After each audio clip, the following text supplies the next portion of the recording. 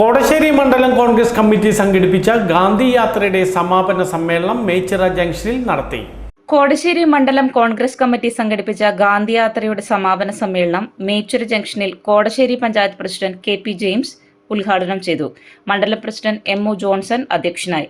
മാധ്യമപ്രവർത്തകൻ ആർ. ബാലകൃഷ്ണൻ ഗാന്ധി സ്മൃതി സന്ദേശം നൽകി. Advocate Lijo John, CV. Antony, Sunanda Narayanan, KK. Saraswathi, Sheema Benny, Jini Benny തുടങ്ങിയവർ സംസാരിച്ചു. അപ്പോൾ കോൺഗ്രസ് മുക്ത ഭാരതം എന്ന് പറയുന്ന സംഘപരിവാർ ശക്തിയുടെ താല്പര്യം, ആഗ്രഹം വെറുതെയാണ്. കാരണം നേരത്തെ സൂചിപ്പിച്ചതുപോലെ തന്നെ കേരളത്തിന്റെ, ഭാരതത്തിന്റെ ഓരോ മൺതരിയിലും കോൺഗ്രസ് കുടികൊള്ളുന്നു എന്നുള്ളതാണ്.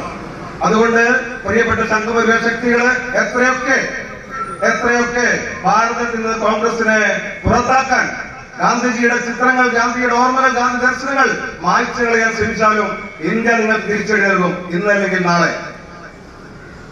നമുക്കറിയാലോ, ഇന്ത്യയിൽ അങ്ങോളം ഇങ്ങോളം വെറുപ്പിന്റെ രാഷ്ട്രീയം കുത്തി നിറച്ചുകൊണ്ട് ബ്രാഹ്മണ മേധാവിത്വത്തിന്റെ ചെങ്കോൽ കിരീടം, ഭരണത്തിന്റെ സ്ഥിരാകേന്ദ്രങ്ങൾ ആവശ്യിച്ചുകൊണ്ട് യു.പിയിലും അതുപോലെ തന്നെ മറ്റു ഉത്തരേന്ത്യൻ സംസ്ഥാനങ്ങളിലൊക്കെ ഹരിജനങ്ങളെയും പാർശ്വവൽക്കരിക്കപ്പെട്ടവരെയൊക്കെ ഗംഗാ നദിയിൽ കുളിച്ചതിന് പോലും ബീഫ് കഴിച്ചതിന് പേരിൽ കൊന്നുകൊടുക്കുന്ന കാഴ്ച നേരത്തെ സൂചിപ്പിച്ചതുപോലെ മഹാത്മാവിന്റെ ചിത്രത്തിൽ പോലും വെടിയുതിർക്കുന്ന സംഘപരിവാർ രാഷ്ട്രീയം.